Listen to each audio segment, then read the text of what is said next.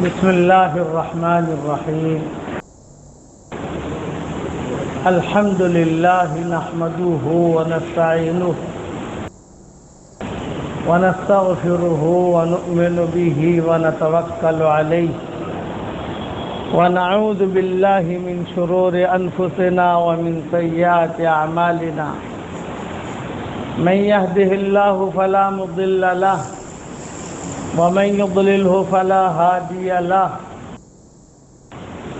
ونشهد أن لا إله إلا الله وحده لا شريك له ونشهد أن سيدنا ومولانا محمدا عبده ورسوله صلى الله عليه وعلى آله وأصحابه وبارك وسلم تسليما كثيرا كثيرا. أما بعد فأعوذ بالله من الشيطان الرجيم. بسم الله الرحمن الرحيم.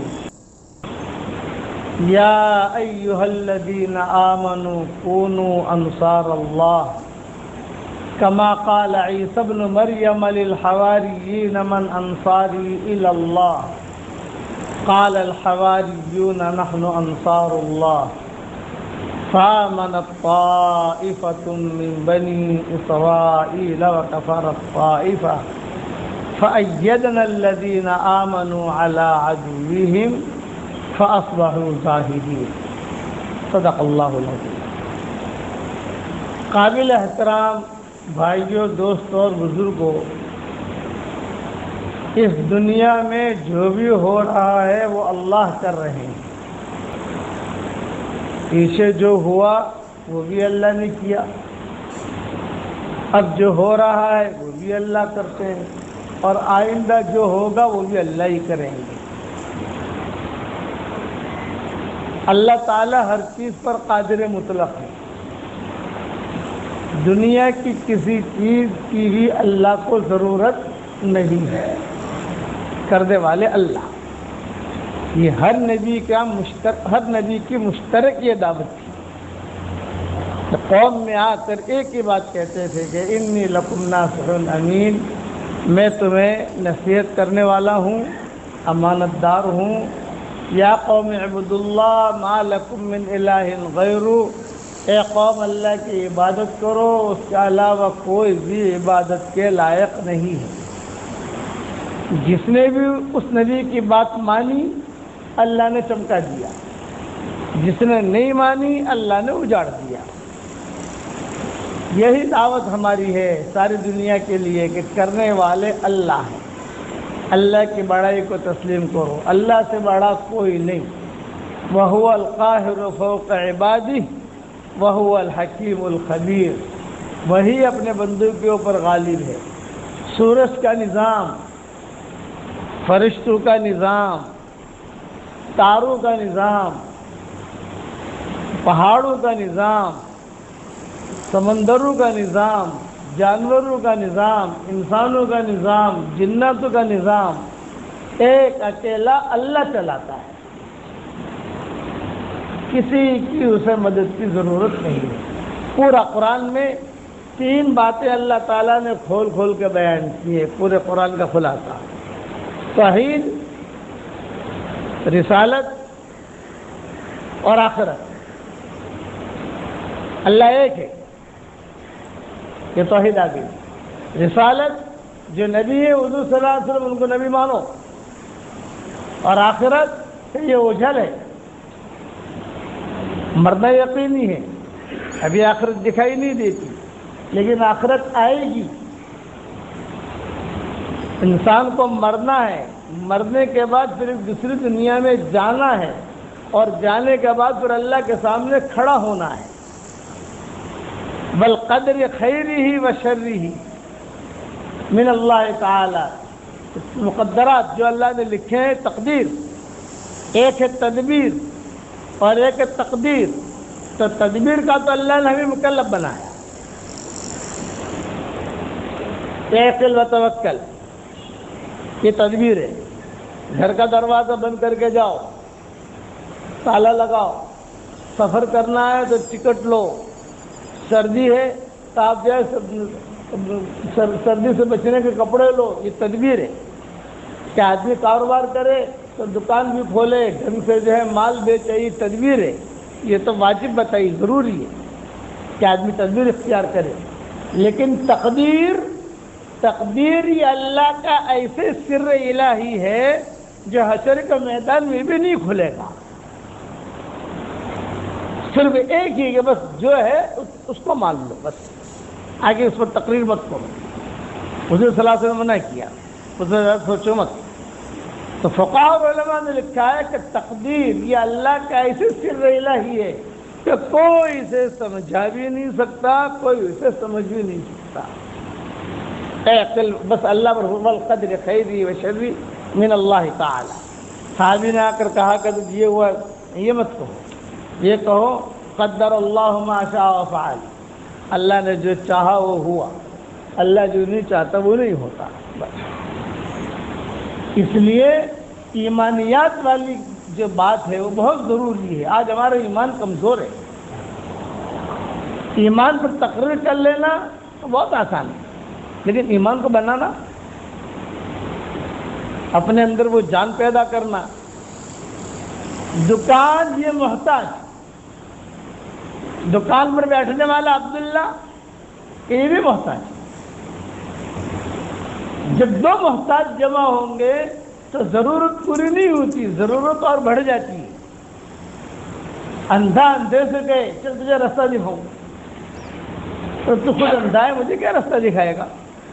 لنگڑا لنگڑے سے گئے، میرے کندھے پر بیٹھ جائے تجھے منزل تک پہنچاؤں، تو مجھے کیا پہنچائے گا منزل تک؟ تو خود تو لنگڑا ہے، چل نہیں سکتا۔ تو دنیا کی پھیلی ہوئی ساری چیزیں یہ اللہ کے محتاج ہیں، اور اللہ کسی چیز کا محتاج اور پابند نہیں ہے۔ وہ قادر، آسمانوں سے جو فیصلے آتے ہیں وہ اندھادھند نہیں ہوتے۔ بیماری کا فیصلہ یہ آسمانوں سے آیا، جو بیماریاں آتی ہیں یہ اللہ کا لشکر ہے، یہ آسمانوں سے آیا، اندھادھند نہیں آتا۔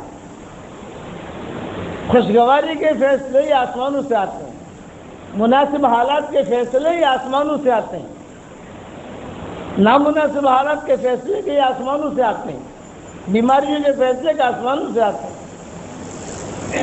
اس لیے تقدیر پر بھروسہ کرنے کا کہا گیا کہ بس اس سے زیادہ سوچو مت۔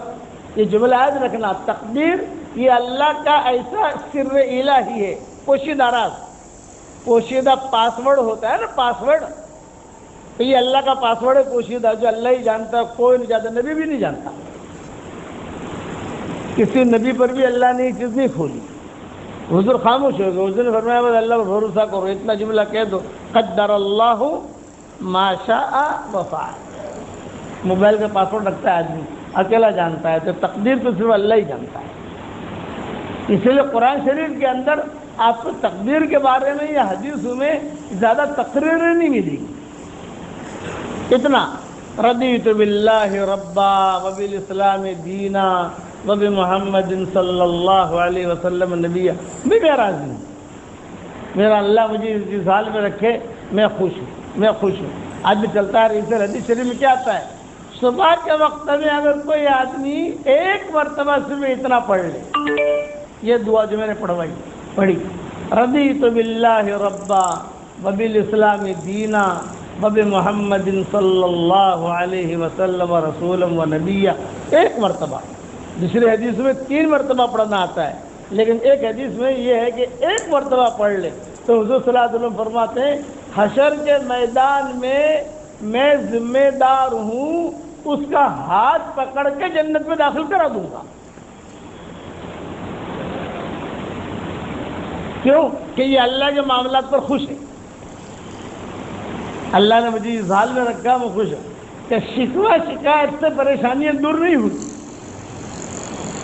آدمی شکوہ کرے، شکایت کرے نہ، اس سے پریشانیاں دور نہیں ہوتی، بلکہ الجھنیں اور بڑھتی ہیں۔ شکر سے نعمتیں بڑھتی ہیں، گناہوں سے پریشانیاں آتی ہیں۔ آدمی جب گناہ کرتا ہے تو گناہ دکھائی نہیں دیتا، گناہ کیا، جھوٹ بولا، اچھا لگا اس کو تھوڑی دیر کے لیے، لیکن رحمت کے فرشتے دور ہو گئے، اس سے اللہ کی بد دعا آ گئی، اللہ بد دعا کرتا ہے جھوٹ بولنے والے پر. جو جھوٹ بولتا ہے تو اللہ اس کے لیے بد دعا کرتا ہے. اب اللہ کس کے لیے بد دعا کرے گا تو کہاں بچے گا آدمی. ہارون رشید کے زمانے میں قحط سالی ہوئی, بہت قحط سالی. تو ہارون رشید نے, چونکہ ہارون رشید ایک بڑا بادشاہ گزرا ہے, اس کی بھی زبیدہ ان کی تاریخ ہے, تو اس نے سارے علماء کو جمع کیا. اس میں فقہاء, علماء, محدثین بھرے ہوئے تھے. ہر مسجد میں محدث ہوتا تھا, ہر مسجد میں فقیہ, سبھی کے سبھی بھری رہتی تھی محدثین سے. وہ دور تھا. قحط سالی آئی تو امر ملک, بادشاہ کا حکم, جو بادشاہ کا آرڈر ہوتا ہے وہ ایسا ہوتا ہے کہ وہ سب لوگوں کو اس کی ماننی پڑتی ہے کہ ولی امر ہے. وہ چنانچہ اس نے اعلان کیا کہ ابھی قحط سالی ہوئے, چلو اس صلاۃ استسقاء کے لیے میدان میں آ جاؤ. سارے علماء جمع ہو گئے, لیکن قاضی القضات جو ابو یوسف تھے, جو بڑے قاضی تھے اور ہمارے حنفی مسلک کے بھی بڑے امام ہیں, ابو یوسف امام محمد, ابو یوسف نہیں آئے. ہارون رشید کو بڑا تعجب ہوا, اس کی بیوی کو بڑا تعجب ہوا کہ ارے ہمارا خاص آدمی ہے. یعنی ابو یوسف جو تھے یہ قاضی القضات تھے. ہارون رشید کے زمانے میں چیف, سمجھ لو سپریم کورٹ, یہ ابو یوسف. کوئی مسئلہ آتا تو ان کے بعد جاتا, تو یہ مسئلہ حل کرو, کیا کرنا چاہیے. وہ خود نہیں آئے. ہارون رشید کو بڑا تعجب ہوا. سارے علماء آ گئے اور علماء کا جو سردار ہے امام, وہ نہیں آیا. کیا بات ہے؟ خیر کھٹکتے رہی, زبیدہ میں بھی کھٹک رہی. تو کہتے ہوئے ہم اس کو بہت بڑی تنخواہ دیتے تھے ابو یوسف کو. ابو یوسف یہ بچپن میں ہی یتیم ہو گئے. تو ماں اور بیٹا دونوں بیٹھے گھر میں. بچہ میں یتیم میں بیوہ ہو گئی تو یتیم ہو گیا. اب جو کچھ تھوڑی بہت طاقت ہے تیرے اندر کام کرنے کی, کوئی موڑی ہے نہیں جو دھندا کرے, دھندا کرنا آتا نہیں ہے, تو کیا کریں گے گھر خرچے کا. اماں جیسا آپ کہو. تو ماں نے کہا کہ بیٹا ایک دھندا ایسا ہے کہ جس میں پیسے نہیں لگتے, نفع ملتا رہتا ہے. کہ کیا؟ یہ کوئی دھوبی کاٹ ہوتے تھے اس زمانے میں. تو لوگوں کے کپڑے, یہ محلہ ہے اپنا, اس کے لوگوں کے کپڑے لیں اور دھوبی گھاٹ پر جا کر کپڑے دھو. تو ابو یوسف روزانہ کپڑے لے کے جاتے تھے اور وہاں کپڑے وڑے دھو کر اس دور کے اعتبار سے سکھا کر پھر لا کر جو گھڑی مار کر لوگوں کو دے دیتے تھے. کبھی کہ یہ تمہارا کپڑا ہے, تمہارا کپڑا لکھ لیتے تھے. مکان نمبر 5 کا یہ کپڑا ہے, مکان نمبر 8 کا یہ کپڑا ہے, سب کو دے دیتے. امام ابو حنیفہ کا مدرسہ رستے میں پڑتا تھا. تو امام صاحب جو ہے دیکھتے تھے کہ لڑکا روزانہ جاتا ہے, روزانہ آتا ہے. تو ایک مرتبہ امام صاحب لمبے سڑک بیٹھ گئے. امام ابو حنیفہ جو ابو یوسف کپڑے لے کر دھو کر آ رہے تھے, تو امام صاحب نے کہا او بچے یہاں کپڑے تھے. اپنے شاگردوں کو کہا کہ بھی میرے کپڑے پر اٹھاؤ, بیچارہ بچہ ہے یہ. بیٹھے بٹھایا. کیا روزانہ جاتے ہو آتے ہو, میں دیکھتا ہوں تمہیں. تو اس نے کہا بھائی میں تو یتیم ہوں, میری ماں بیوہ ہے, گھر کے خرچے کے لیے یہ کرتا ہوں میں. تو امام صاحب نے کہا کہ روزانہ کتنے پیسے ملتے ہیں؟ تو اس نے کہا 10 دینار یا 10 درہم جو بھی. تو امام صاحب نے کہا کہ اگر یہ پیسے میں دوں تو اتنا پیسہ وہاں ملتا ہے تو پیسہ مجھ سے لے لے, تیرا خرچہ پورا. بہت اچھا, تجھے تھکنا بھی نہیں پڑے گا. پھر میں کروں گا کیا؟ یہ کہا تجھے میں علم سکھاؤں گا. امام صاحب نے کہا ابو یوسف تجھے علم سکھاؤں گا. اچھا علم کا کیا مطلب؟ کیا لوگ جانتے بھی نہیں تھے علم کیا ہے. ابو یوسف قرآن سکھاؤں گا, حدیث سکھاؤں گا. ابو یوسف نے کہا کہ ٹھیک ہے. کہا کل سے آ جانا بیٹا یہاں, اور جو پیسے جو شام کو تجھے جیسے 10 درہم ملتے تھے میں 15 درہم دوں گا، زیادہ دوں گا۔ ابو یوسف خوش ہو گئے، ماں کو جا کر دوسرے دن 15 درہم دیے۔ ماں نے کہا اچھا آج زیادہ ہے، ہاں لیکن یہ کہا نہیں کہ کپڑے لے کے جاتا نہیں، لیکن ماں نے دیکھا ایک دن، ارے یہ تو خالی ہاتھ جاتا ہے، خالی ہاتھ آتا ہے۔ کپڑے لے کے اٹھا کے جاتے تھے نا، کپڑے تو ہے نہیں پر خالی ہاتھ آتے۔ ارے ابو یوسف تو کہاں، یعنی کیا چکر ہے تیرا؟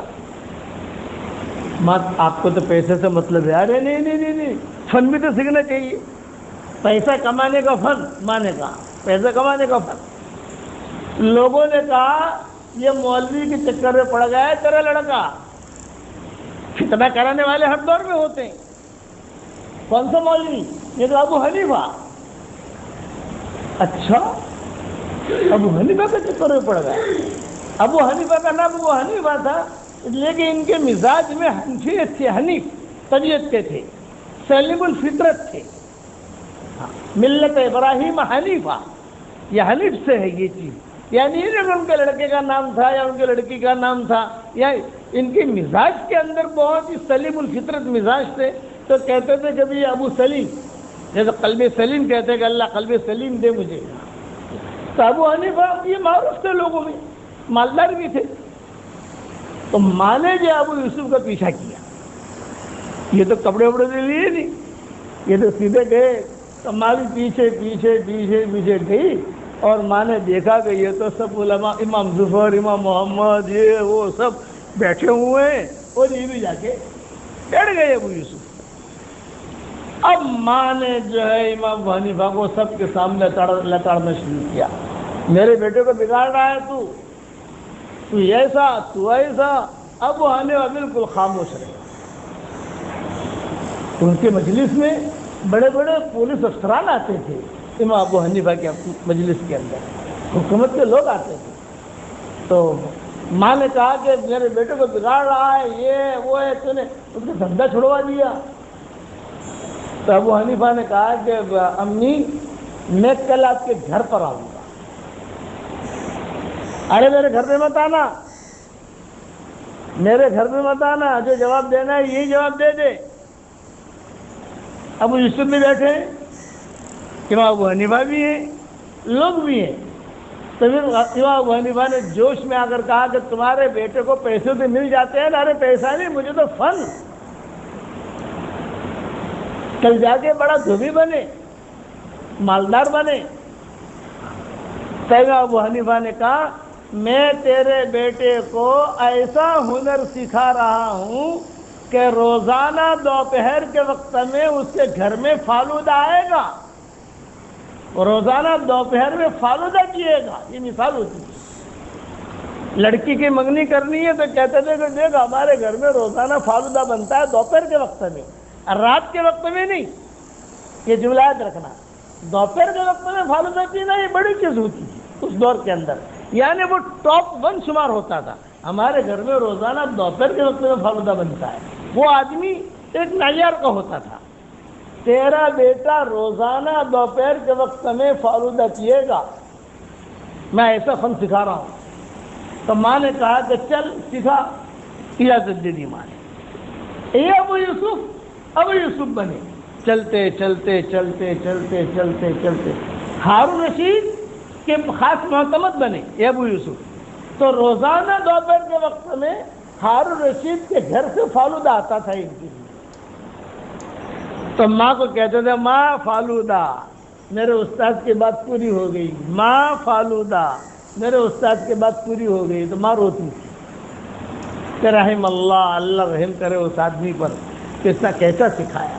یہ ابو یوسف قاضی القضات، بڑے قاضی میں شمار ہوتے ہیں۔ امام ابو حنیفہ رائے لیتے کسی سے بھی، اس مسئلے میں کیا رائے ہے تمہاری، اس مسئلے میں کیا رائے ہے، اس مسئلے میں کیا رائے ہے، اس مسئلے میں کیا رائے ہے، سب نے رائے دی۔ ابو یوسف جو رائے دیتے تو ابو حنیفہ یوں نیچے سر جھکا کے بیٹھتے، پھر کہتے کہ مت دلیل، بھئی تم نے رائے دی ہے تو دلیل کیا، کہ آپ نے رائے دی تو دلیل کیا تمہاری؟ تو وہ قرآن کی آیت پیش کرتے یا حدیث پیش کرتے تب ابو حنیفہ کہتے اکتبو، لکھ دو۔ اتنا اعتماد تھا ابو یوسف کو، اور اللہ نے ذہن بھی بڑا عجیب دیا تھا ابو یوسف رحمۃ اللہ علیہ، اس لیے قاضی القضات بڑے علماء میں ہمارے حنفی جو مسلک ہے، حنفی مسلک میں تو جو طلبہ پڑھتے ہیں یا جو علماء پڑھاتے ہیں تو ابو یوسف نے یہ کہا، امام محمد نے یہ کہا، امام ظفر نے یہ کہا، لیکن ابو یوسف کی رائے سب سے ٹاپ ہوتی ہے۔ یہ ابو یوسف، کبھی کبھی ہارون رشید اور زبیدہ میں لڑائی ہو جاتی ہے۔ ہارون رشید بڑا آدمی، زبیدہ یہ بھی بڑی، زبیدہ یہ زبدہ سے، زبدہ کا مطلب مکھن، تو مکھن جیسی تھی، اس لیے اس کا نام زبیدہ تھا۔ یہ جب نام پڑھا اس کو زبیدہ، وہ سمجھ پڑھا۔ ایک مرتبہ، کئی مرتبہ ان کی لڑائیاں ہوئی آپس میں، ابو یوسف جو ہے وہ حل کرانے کے لیے آ جاتے تھے۔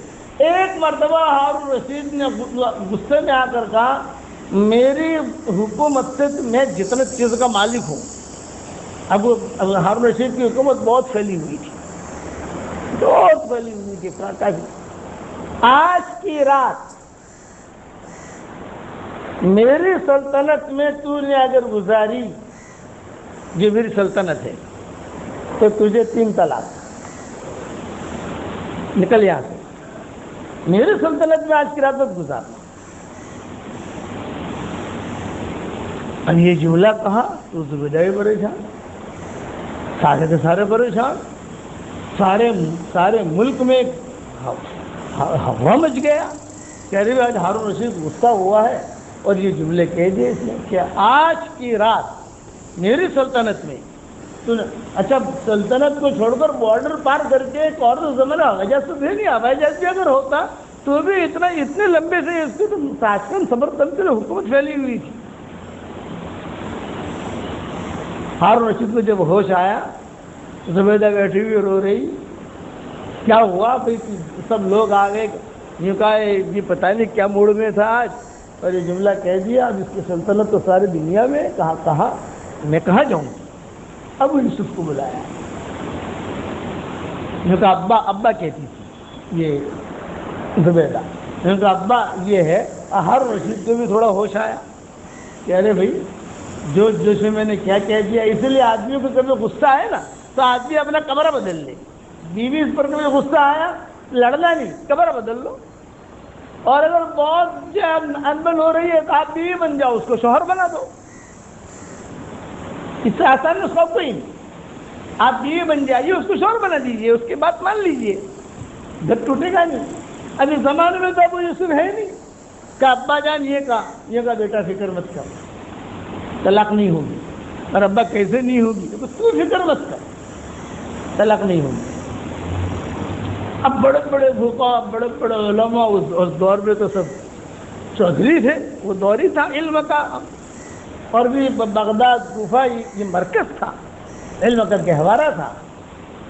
میرے والد صاحب رحمۃ اللہ علیہ فرماتے تھے کہ اتنی کتابیں تھیں کہ جب یہ حالات آئے ہیں تاتاریوں کے وہاں، تو جو پل بنائے گئے تو کتابوں کے بنائے تھے ان لوگوں نے، تاتاریوں نے، مسلمانوں کو قتل کرنے کے لیے۔ پھر وہ کتابیں سمندر میں یعنی نہر میں ڈالی گئی، 6 مہینے تک نہر کا پانی کالا چلا ہے، وہ روشنائی 6 مہینے، اتنا علم ضائع ہوا ہے بغداد کا، اتنا بڑا کام تھا وہاں۔ اب جب فقہا نے کہا کہ حضرت آپ نے کیسے کہہ دیا؟ اس نے تو کہہ دیا میری سلطنت میں تو، اس کی سلطنت تو 1000 کلومیٹر یوں، 1000 کلومیٹر یوں، 2000 کلومیٹر یوں، یہ عورت اکیلے سفر بھی کیسے کرے گی؟ گھر میں کوئی بات نہیں، چل زبیدہ چل، برقع پہن، میرے ساتھ چل، اور پھر اپنی مسجد میں لا کر سلا دیا۔ یہ کہا یہ مسجد جو ہے نا ہارون رشید کی نہیں ہے، یہ اللہ کی ہے۔ وَأَنَّ الْمَسَاجِدَ لِلَّهِ، یہ آیت پڑھی، وَأَنَّ الْمَسَاجِدَ لِلَّهِ فَلَا تَدْعُوا مَعَ اللَّهِ أَحَدًا، کہ مسجد کا کوئی مالک نہیں ہوتا، یہ اس کی ملکیت میں نہیں ہے، یہ تو اللہ کی ملکیت ہے، یہ اللہ کی ہے۔ چنانچہ ہارون رشید نے جو ہے بہت ہدیہ دیا، جان چھوٹی، زبیدہ نے بھی ہدیہ دیا، جان چھوٹی۔ یہ دلیل پیش کی کہ اتنے بڑے آدمی تھے، یہ جو ہے یہ صلاۃ استسقاء میں نہیں آئے، اتنا بڑا آدمی صلاۃ معمولی چیز ہوتی تھی تو یہ دونوں کو دونوں بلاتے تھے، لیکن اتنا بڑا معاملہ آیا تو یہ نہیں آیا ابو یوسف، تو بادشاہ کو فکر ہوا۔ چنانچہ یہ کہا کتابوں میں لکھا ہے کہ بادشاہ خود چل کے آیا ان کی مسجد میں مغرب کی نماز میں، اور مغرب کی نماز میں آ کر نماز پڑھی امام صاحب کے پیچھے، اور امام صاحب سے آ کر کہا کہ صلاۃ استسقاء ہوئی، سارے لوگ جمع ہوئے، آپ نہیں آئے تھے۔ تو فرمایا میں کیوں آؤں؟ تیرے ملک میں ظلم ہے، تیرے بیٹوں نے فلاں کی زمینیں دبائی ہیں، تیرے بیٹوں نے فلاں لڑکیوں کے ساتھ معاملہ کیا ہے، تیرے بیٹوں نے یہ کیا ہے، جب تو گناہ کرے گا تو بارش کیسے آئے گی؟ توبہ کر۔ اس نے کہا توبہ کرتا ہوں۔ امام صاحب نے کہا تیری توبہ بھی جھوٹی، تیری نماز بھی جھوٹی، تیرا قرآن پڑھ، یہ کہہ رہے ہیں کس کو؟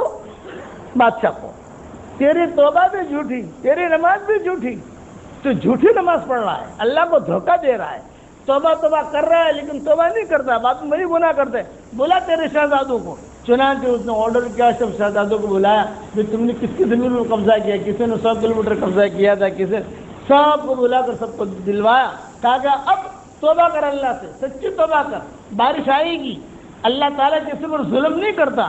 چنانچہ اس نے کہا اتوب الی اللہ توبۃ نصوحا، اے اللہ میں سچی پکی توبہ کرتا ہوں۔ تو ہارون رشید یہ بیٹھے ہوئے تھے، جو ابو یوسف ایسے بیٹھے ہوئے تھے جیسے میں بیٹھا ہوں، قبلہ یوں ہے، یہ بیٹھے ہوئے تھے۔ فوراً ابو یوسف جو مڑ گئے قبلے کی طرف اور ایک جملہ کہا، یا ربا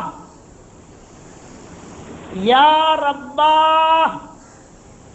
عبدک ہارون تاب فتب علیہ انک انت التواب الرحیم۔ اتنا جملہ کہا کہ ابھی جو ہے ہاتھ یوں ہٹائے بھی نہیں تھا کہ بارش دڑا دڑ بارش ہونی شروع ہو گئی، سارا قحط ختم ہو گیا۔ اتنا بارش آئی، اتنی بارش آئی کہ ان کے گھوڑے بھی بھیگ گئے، ان کے محل بھی بھیگ گئے، اور کئی دن تک بارش رہی۔ تو ابو یوسف نے کہا سچی توبہ اسے کہتے ہیں، سچی توبہ، زیادہ صلاۃ استسقاء کی ضرورت نہیں ہے، سچی توبہ کرو۔ صلاۃ استسقاء حضور نے بتائی ہے لیکن وہ سچی ہوتی تھی۔ کہا آج ہماری صلاۃ استسقاء بھی جھوٹی، آج ہماری نماز بھی جھوٹی ہے۔ کہ ابو یوسف نے ہارون رشید کو کہا، ہارون رشید نے کہا جب میں نہیں کرتا، ابو یوسف نے کہا اب تیرے بیٹے، تو ظلم نہیں کرتا، تو عادل ہے، وہ تو عادل پسند تھا ہارون رشید جو، لیکن تیرے بیٹے، تیرے بھائی، تیرے رشتہ دار مامون رشید، ہارون رشید، معتصم باللہ، یہ سارا کا سارا گروپ ہوتا ہے نا، یہ لوگوں پر ظلم کرتے ہیں۔ جب تو لوگوں پر ظلم کرے، اور تو بادشاہ ہے، تجھ تک میں نے بات پہنچائی ہے، یہ تیرا حاشیہ سارا کے سارے ظالم ہیں، ان لوگوں کو ہٹا یہاں سے، اچھے لوگ لا۔ چنانچہ ہارون رشید نے یہ بات سنی ابو یوسف کی، یہ کہا کہ حضرت آپ مجھے معاف کر دیجئے۔ یہ کہا مجھ سے معافی مت مانگ، اس سے معافی مانگ، اس سے معافی مانگ۔ فوراً بارش ہوئی، قحط سالی دی ہوئی۔ اس لیے میں کہتا ہوں کرنے والے اللہ ہیں، اللہ کے ساتھ ہمارا معاملہ کلیئر ہے، ادھر ادھر کی ہیرا پھیری نہیں۔ ہماری نمازیں سچی ہو، اللہ سے کہو کہ اللہ مجھے سچی نماز پڑھنے کی توفیق دے، قرآن شریف پڑھنے کی توفیق دے، تو اس سے تعلق رکھنے کی توفیق دے۔ ہم مانگیں گے ہی نہیں تو اللہ کیوں دے گا؟ اللہ میں کیا پڑھی ہے؟ آدمی اپنی آنکھیں خود پھوڑے اور پھر اللہ سے روشنی مانگے، کہاں سے ملے گی؟ اے اللہ میری آنکھوں کو روشنی دے، کیسے ملے گی تجھے روشنی؟ تو نے اپنی آنکھیں تو خود پھوڑ دی۔ اس لیے اپنے آپ کو ایک کے حوالے کرو، وہ ایک ہر ایک کو ایک کو ہمارے حوالے کرے گا۔ اس لیے اپنے، اور آسان طریقہ ہے، احکامات پورے کرو۔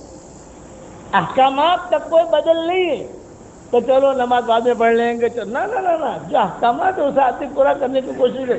معذور ہے تو معذور ہے، اللہ نے اجازت دی ہے۔ اللہ تعالی ہم سب پر عمل کرنے کی توفیق عطا فرمائے۔ نحمده ونصلي على رسوله الكريم، اما بعد، فاعوذ بالله من الشيطان الرجيم، بسم الله الرحمن الرحيم۔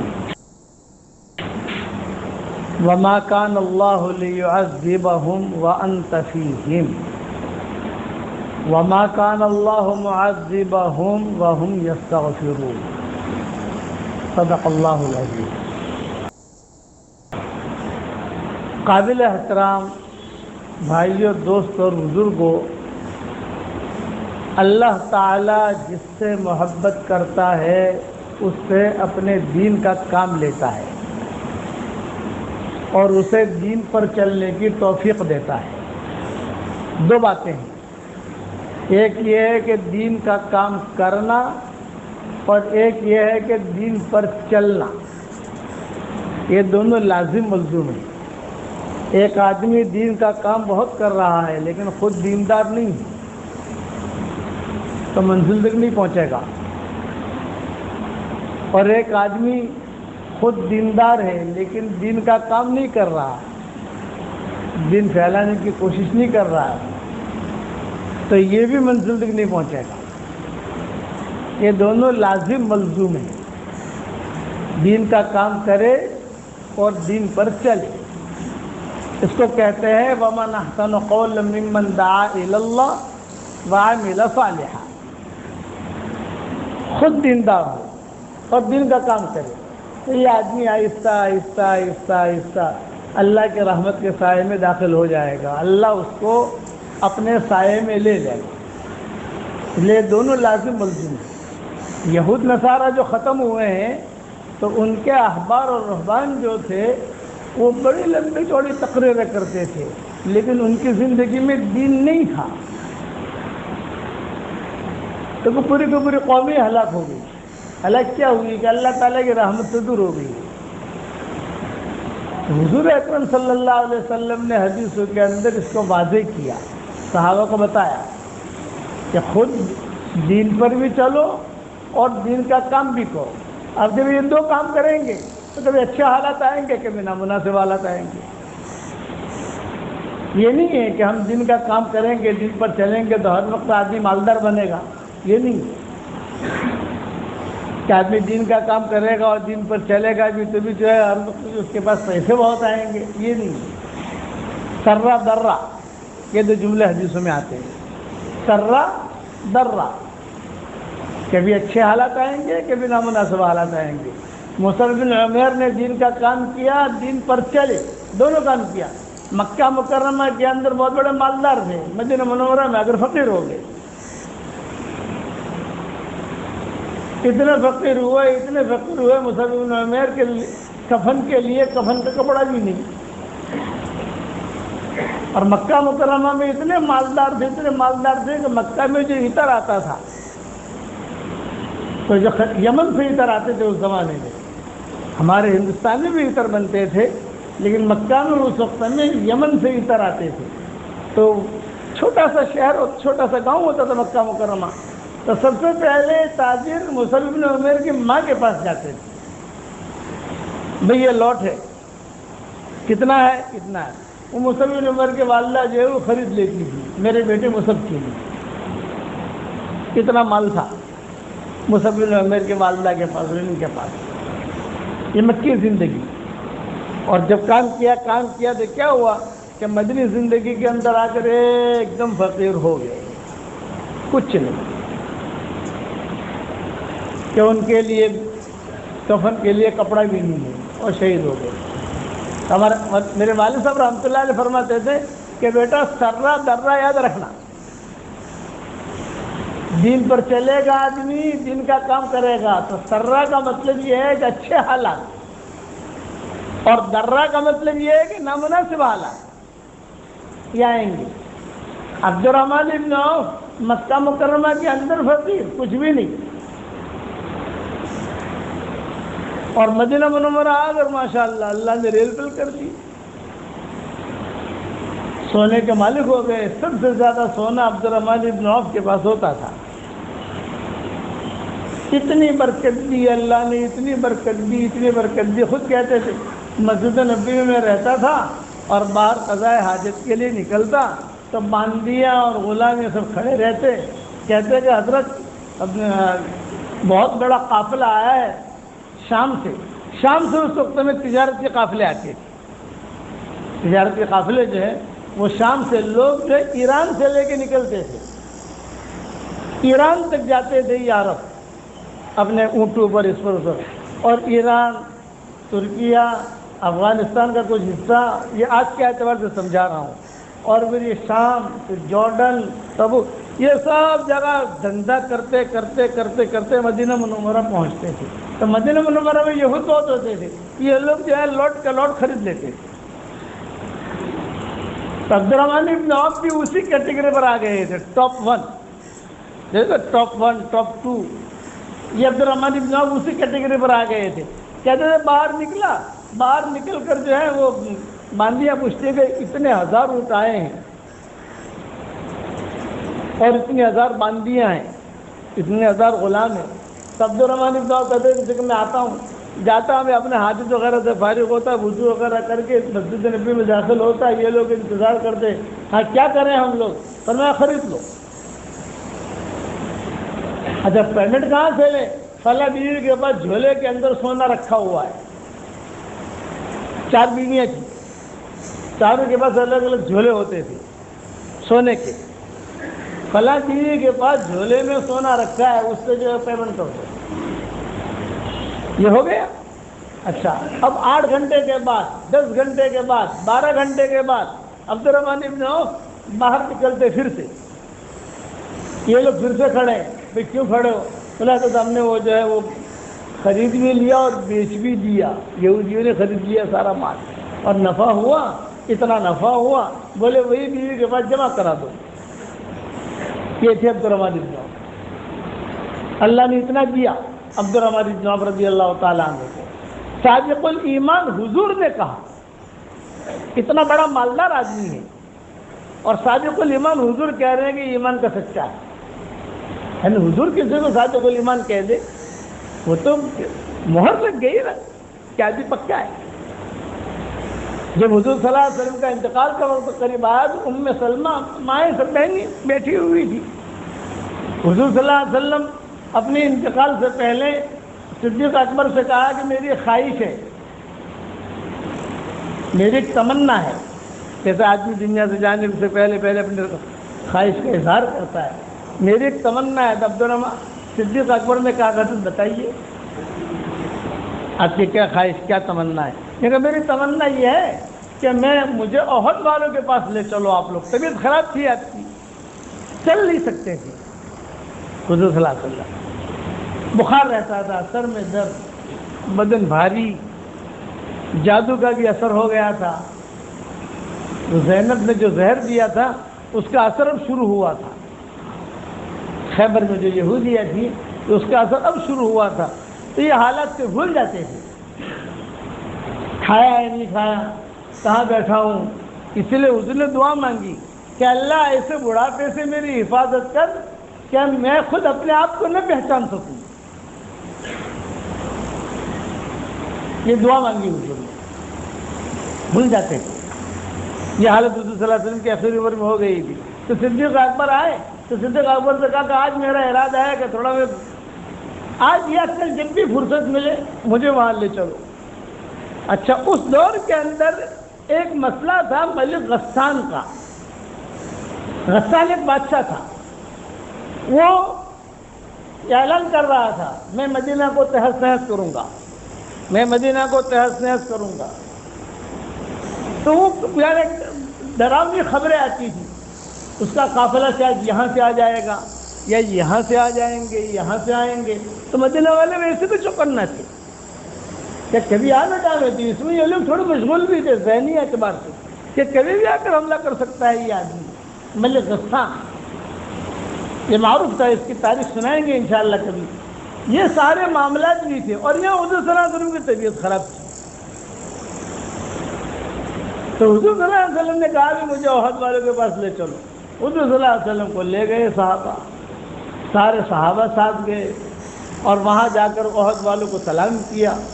سلام کرنے کے بعد احد والوں سے کہا کہ دیکھو میں تھوڑے دنوں میں تمہارے پاس آ رہا ہوں، تھوڑے دنوں میں تمہارے پاس آ رہا ہوں اور تمہاری ہماری میری ملاقات ہونے. یہ جملے کہے تو صحابہ نے سنے. تو یہ تو تھا نہیں کہ ابھی بہت دور کھڑے ہو کر کہہ رہے تھے، قریب نہیں کھڑے ہو کر کہہ رہے تھے، سارے صحابہ موجود تھے. میں آ رہا ہوں اور تم جو ہے تو میری تمہاری بہت جلدی ملاقات ہوگی، یہ جملے کہے۔ پھر جب فارغ ہو گئے نکلنے لگے تو صحابہ سے کہا کہ دیکھو میرا دنیا سے جانے کا وقت قریب آ گیا ہے، میرے دنیا سے جانے کے بعد اختلاف مت کرنا، لڑائیاں مت کرنا، مل جل کر رہنا اور بالکل فکر مت کرنا، کوئی آگ والی آگ لے کر میرے جنازے کے پیچھے نہ چلے۔ اس زمانے میں ترتیب ہوتی تھی، کسی کا انتقال ہو جاتا تھا تو عورتیں جو ہے وہ آگ لے کر پیچھے چلتی تھی، نوحہ کرنے والے نوحہ کرتی تھی۔ نوحہ پہلے ہمارے شریعت میں جائز تھا، بعد میں حرام ہو گیا۔ عورتیں روتی تھی، عورتوں کو رونے کا کیا مطلب ہوتا تھا؟ آج مرد کا انتقال ہو گیا، کسی کا انتقال ہو گیا جنوری میں، تو پورا سال کچھ عورتوں کو کرائے سے اس گھر میں رکھ لیتے تھے۔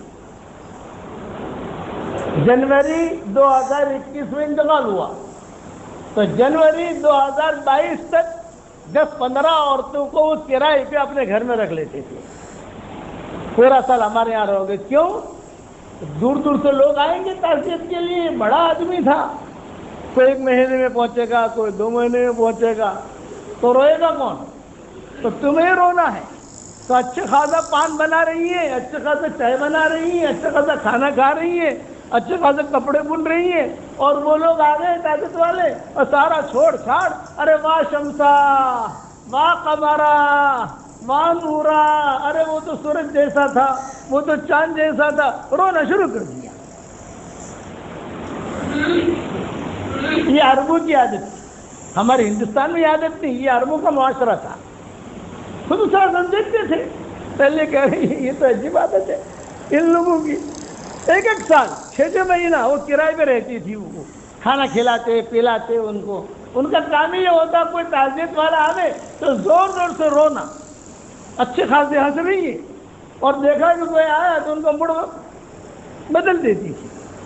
اسی لیے کہتے ہیں کہ عورت کے آنسو کا کچھ اعتبار نہیں، مگرمچھ کے آنسو کا کچھ اعتبار نہیں، یہ علماء نے لکھا ہے۔ مگرمچھ کہ اس کے آنسو کا کوئی اعتبار نہیں، کہ عورت کے آنسو کا کوئی اعتبار نہیں، کہ کب روئے گی، کیسے روئے گی، کیا کرے گی، وہ فطرت میں اللہ نے وہ چیز رکھی ہے، اسی لیے ان کی کمزوریاں بیان کی۔ تو حضور نے یہ کہا میرے جانے کے بعد کوئی آگ لے کر نہ چلے، یہ حضور نے باتیں کہی۔ جب واپس چلنے لگے احد سے، ٹھہرو، میری آج بڑی خواہش تمنا ہے کہ میرے بھائیوں سے ملاقات کروں۔ حضرت ابوبکر نے کہا، صدیق و صحابہ نے کہا، الفنا اخوانک یا رسول اللہ، ہم آپ کے بھائی نہیں ہیں؟ نہیں، تم میرے بھائی نہیں، انتم اصحابی، تم میرے صحابہ ہو، میرے ساتھی ہو۔ میرے بھائی تو وہ ہیں جنہوں نے مجھے دیکھا نہیں اور میری باتوں پر لبیک کہہ کر عمل کرتے ہیں۔ سبحان اللہ و بحمدہ 1 مرتبہ پڑھ لو، جنت میں کھجور کا درخت لگ جائے گا۔ اب حضور کو ہم نے دیکھا نہیں ہے، جنت میں کھجور کا درخت لگنا ہم نے دیکھا نہیں، لیکن ہمیں یہ حدیث سے پہنچی، ہم نے بیان کی، آدمی یقین کے ساتھ پڑھ لیتا ہے، یہ ہے، یہ میرے بھائی ہیں۔ تم نے تو احد بھی دیکھا، تم نے تو بدر بھی دیکھا، فتح مکہ بھی دیکھا، فرشتوں کو آتے ہوئے دیکھا، نصرتیں دیکھی، حالات دیکھے، انہوں نے تو کچھ بھی نہیں دیکھا، نہ مجھے دیکھا، نہ فرشتوں کو دیکھا، نہ مدد اترتے ہوئے دیکھی، میری بات پر لبیک کہہ کر قدم اٹھا لیا انہوں نے۔ وہ بھی اخوانی کا جملہ کہا تو علماء نے لکھا ہے کہ اخوانی سے مراد صرف مرد نہیں ہے، عورتیں بھی ہیں، بھائی بہن جو مسلمان ہیں، کہ اس وقت میں جتنے مسلمان مرد عورتیں ہیں یہ سارے کے ساری حضور صلی اللہ علیہ وسلم کے بھائی بہن، حضور نے ہمیں بھائی بہن بنایا، وہ میرے بھائی ہیں، وہ میری بہنیں ہیں۔ ان سے جب ملاقات ہوئی میرا سلام کہنا، طبیعت خراب تھی حضور اکرم صلی اللہ علیہ وسلم کی، یہ عبدالرحمن بن عوف کے اوپر یہ مضمون نکلا ہے میرا۔ جب واپس آ رہے تھے تو حضرت میمونہ کے مکان میں آپ کا قیام تھا، باری کرتے تھے نا، آج کی رات یہاں، آج کی رات یہاں، آج کی رات یہاں، حضرت میمونہ کے یہاں مقام تھا۔ تو حضور صلی اللہ علیہ وسلم نے میمونہ کے گھر میں داخل ہو کر کہا کہ میری طبیعت آج ٹھیک نہیں ہے، کچھ طبیعت میں مزہ نہیں ہے، کچھ اچھا نہیں لگتا مجھے، تو اگر تم خوشی سے اجازت دے دو تو میں عائشہ کے گھر میں چلا جاؤں۔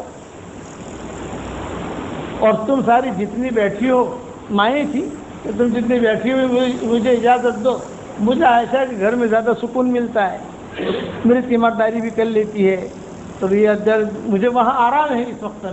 تو سب نے کہا کہ ہاں آپ خوشی سے وہاں رہ سکتے ہیں، سب نے اجازت دی تھی۔ حضرت میمونہ کے گھر سے منتقل ہو گئے حضرت عائشہ کے وہاں۔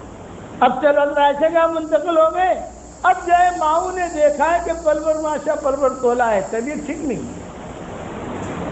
عبد الرحمن ابن عوف پر قصہ سنا رہا ہوں کہ طبیعت ٹھیک نہیں ہے، تو فاطمہ کو بلایا، ادھر دیکھو ابا کی طبیعت ٹھیک نہیں ہے، آپس میں باتیں کر رہی ہیں، حضور کو پتہ نہیں ہے کیا کیا ہو رہا ہے، لیکن آپس میں باتیں کر رہی ہیں۔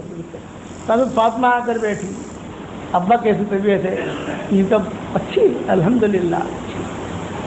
نماز پڑھانے کی ہمت نہیں ہوتی تھی حضور کی، تو حضور صلی اللہ علیہ وسلم نے صدیق اکبر حضور نے اعلان کر دیا میں نماز نہیں پڑھا سکوں گا، میرے اندر ہمت نہیں ہے، آپ لوگ نماز پڑھا دو، تو نماز کوئی پڑھا دے اور جو ہے آپ لوگ پڑھ لو۔ تو چونکہ مسجد نبی جو تھی اس کے قریب سے لگ کر ہی حضور کا مکان تھا، پردہ پڑا رہتا تھا، اسی پردے سے آ جاتے تھے، اسی پردے سے چلے جاتے تھے اندر۔ تو دیکھا کہ حضرت عائشہ رضی اللہ تعالیٰ عنہ کے مکان میں تھے، حضرت عائشہ نے کہہ دیا کہ فلاں آدمی نماز پڑھا دے۔ اب نماز پڑھانے کے لیے جو آدمی کھڑا ہوا تو وہ کوئی اور تھا، تو حضرت عائشہ سے پوچھا کہ نماز کون پڑھا رہا ہے؟ تو فلاں، وہ کیوں پڑھا رہا ہے نماز؟ لا لا لا لا الا ابا بکر، لا لا لا لا نہیں نہیں نہیں ابو بکر ابو بکر۔ اور تم نے کیسے کہہ دیا؟ حضرت عائشہ نے کہا تم نے کیسے کہہ دیا؟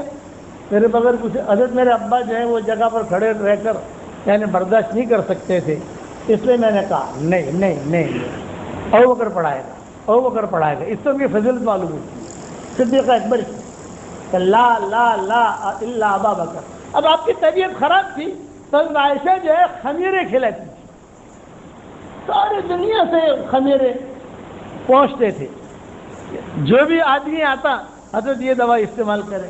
حضرت آج کل بھی یہی ہے کہ آدمی محبت نہیں کہتا ہے حضرت یہ دوا استعمال کریں، یہ دوا استعمال کریں۔ طبیعت میں بہت یعنی کمزوری تھی، تو ماں عائشہ مائیں بہنی تھی، مائیں ساری کی ساری بیٹھی ہوئی تھی، یہ فرمایا کہ حضرت یہ دوا حضرت اتنا کھا لو، ماں عائشہ نے اتنا کھا لو۔ آپ نے فرمایا کہ مجھے نہیں کھانی، مجھے حاجت نہیں ہے اس کی، میری طبیعت میں یعنی کھانے کا موڈ نہیں ہے جسے کہتے ہیں۔ نہیں حضرت کھا لو کھا لو، زبردستی حضور کو کوئی خمیرہ یا کوئی دوا وغیرہ کھلائی ہے تو عائشہ نے۔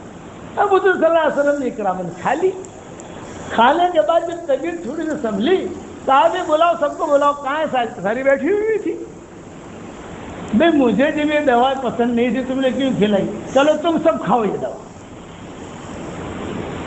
تم سب کھاؤ۔ کڑوی تھی وہ دوا، وہ حضرت عائشہ کہہ رہے تھے کہ دوا کڑوی ہے لیکن فائدہ مند ہے، موت کے وقت میں کڑوی دوا کا کیا فائدہ؟ تم سب کھاؤ۔ سب کو کھلائی حضور نے، اس کو ڈبل کھلاؤ حضرت عائشہ کو۔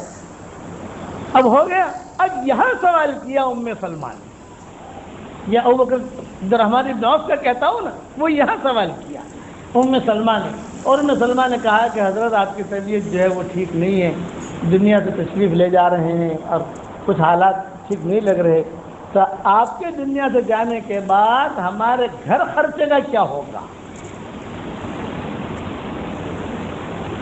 اس لیے کہ انبیاء دینار اور درہم کا وارث تو دوسرے کو بناتے نہیں ہے، نبی کا مال پوری امت کا ہوتا ہے، نہ بیٹے نہ بیٹوں کا، نہ بیٹیوں کا، نہ بیویوں کا۔ ان الانبیاء لم یورثوا دینارا ولا درہما، یہ نبی کی خصوصیت ہے کہ نبیوں کے قبر کو ان کی لاش کو جو ہے مٹی کھاتی نہیں ہے، محفوظ رہتی ہے وہ چیز۔ نبی کے بعد خصوصیت نبی کی ہے کہ نبی کے بعد کوئی بھی فرشتہ آئے گا، ملک الموت بھی آئے گا تو اجازت لے کر آئے گا، بغیر اجازت کے نہیں، اور آپ کے میرے پاس اجازت لے گا نہیں، آگے لے کے چل دے گا۔ وہاں یہ بات نہیں ہے، خصوصیات۔ حضور صلی اللہ علیہ وسلم جیسے آگے سے دیکھتے تھے ویسے پیچھے سے بھی دیکھتے تھے، دور تک دیکھتے تھے۔ اس لیے کبھی کبھار لوگ جو ہے نماز کے اندر کوئی پیچھے کھڑا ہو پہلے سب میں ہاتھ یوں کرے نماز کے بعد ڈانٹتے بھی تھے کہ نماز پڑھ رہے ہو کیا کر رہے ہو تو حضور کو پتا کیسے چلا؟ وہ پیچھے سے بھی دیکھتے کہ پیچھے کیا ہو رہا ہے، نماز پڑھاتے تو پیچھے سے دیکھتے کہ کیا ہو رہا ہے۔ تو اس پر کبھی کبھار کتابوں میں قصے آتے ہیں تو کوئی ایسی چیز ہوتی ہے، کوئی بھاگا ہوا آتا، کوئی یہ آتا، تو حضور دیکھتے تھے تو بعد میں اس کو کہتے تھے کہ تم نے کیا کیا؟ تو عبد الرحمن یہ ام سلمہ نے جب سوال کیا یا کسی ماں نے سوال کیا تو حضور صلی اللہ علیہ وسلم نے کہا کہ دیکھو میں تو دنیا سے جا رہا ہوں لیکن تو اپنے گھر خرچے کا فکر مت کرنا، ایک صادق الایمان آدمی آئے گا جو تمہارا سارا خرچہ اٹھائے گا۔ نام نہیں لیا حضور نے، ایک صادق الایمان۔ سارے صحابہ نے، چونکہ یہ حدیث معروف ہے، سب نے سنا، سب نے کہا کہ صادق الایمان، اب کون ہے خوش قسمت یہ آدمی کہ حضور جسے کہہ رہے ہیں کہ ایمان کا سچا پکا آئے گا، اتنا بڑا آدمی ہے کون کہ حضور گواہی دے رہے ہیں۔ چنانچہ آپ صلی اللہ علیہ وسلم کے انتقال کے بعد جو حالات آئے، چلتا رہا، مشورہ ہوا کہ بھی کیا کریں، ماؤں کے خرچے کا کیا کریں۔ چنانچہ پھر بیت المال میں سے کچھ چیزیں طے ہوئی، صدیق اکبر نے طے کی بھئی اتنا ملنا چاہیے ماؤں کو، لیکن وہ بھی ناکافی تھا۔ یہ عبد الرحمن ابن عوف ہے اور انہوں نے پورا باغ مدینہ کا خریدا اور یہ سارا کا سارا باغ ماؤں کے لیے وقف کر دیا۔ سب اس کی جو آمدنی آئے گی ماؤں کے گھر میں برابر پہنچے گی۔ اچھا، ماؤں کی خواہش ہوتی تھی حج کرنے کی۔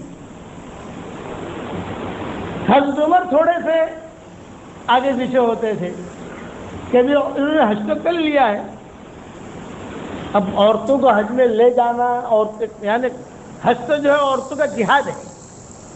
حضور فرماتے تھے کہ حج یہ عورتوں کا جہاد، مردوں کا جہاد تو جو ہوتا ہے وہ ہوتا ہے، لیکن حج یہ عورتوں کا جہاد۔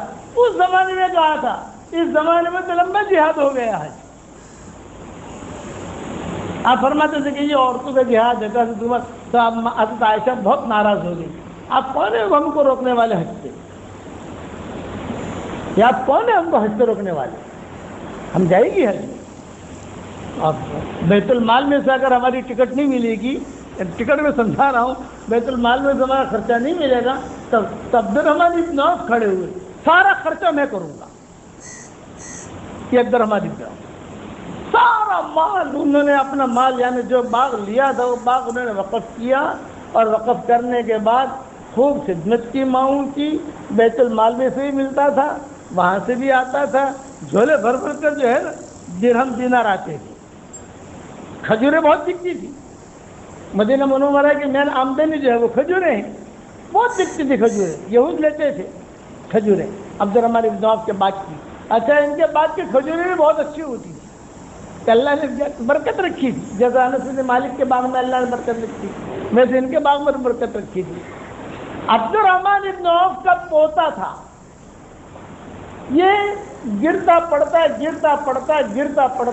حضرت عائشہ کے کمرے میں داخل ہو جاتا، تو حضرت عائشہ اسے اپنے سینے سے لگاتی اور بہت روتی اور یہ کہتی میں روزانہ تیرے دادا کے لیے دعا کرتی ہوں، روزانہ، ایک دن میں لاغا نہیں جاتا، روزانہ دعا کرتی ہوں کہ اللہ اس کے دادا کو یعنی عبد الرحمن ابن عوف کو جنت کے سلسبیل چشمے سے پانی پلا۔ یہ کہتی تھی عائشہ۔ پھر حالات بدلے، جو دنیا کا حالات بدلتے ہیں نا، تو وہاں سے بھی حالات بدلے، وہ حالات ایسے بدلے جو باغ بیچنا پڑا، اور کیوں بیچنا پڑا وہ بھی لمبا چوڑا قصہ ہے۔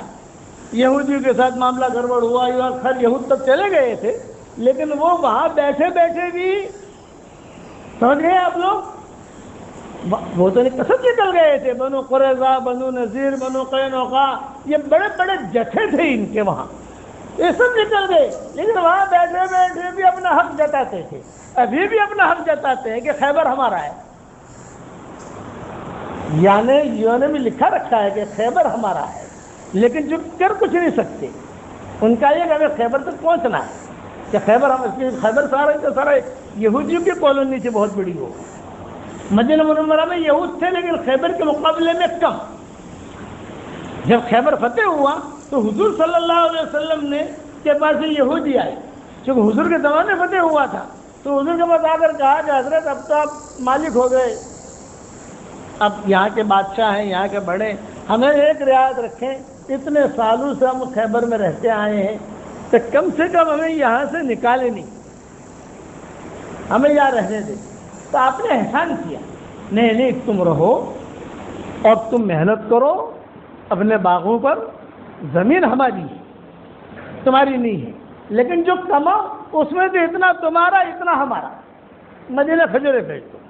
حضور نے اکرام کیا کہ تم رہو، احترام کیا ان کا، ابھی اتنے سالوں سے یہاں ہے کیوں نکالنا، لیکن یہ اندر اندر چالاکیاں کرتے تھے۔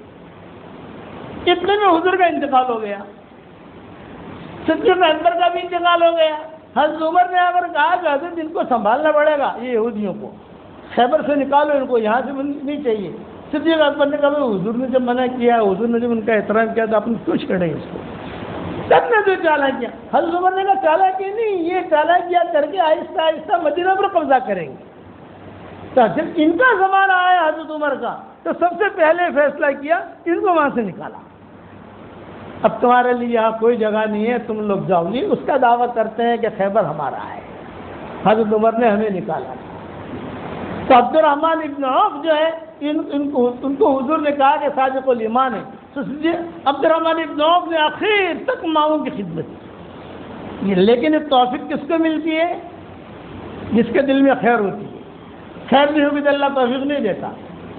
توفیق ملنے کے لیے بھی اس کے اسباب کا ہونا ضروری ہے۔ اللہ ہاتھ پکڑ کر مسجد میں نہیں لائے گا آپ کو، اللہ ہاتھ پکڑ کر قرآن پڑھنے نہیں بٹھائے گا، اللہ ہاتھ پکڑ کر تہجد کے لیے نہیں اٹھائے گا، وہ تو آپ کے دل کے اندر کے خیر آپ کو اٹھائے گی۔ اس لیے اللہ تعالیٰ سے آدمی توفیق مانگتا رہے۔ اللہ مجھے بھی عمل کرنے کی توفیق عطا فرمائے، آپ کو بھی عمل کرنے کی توفیق عطا فرمائے۔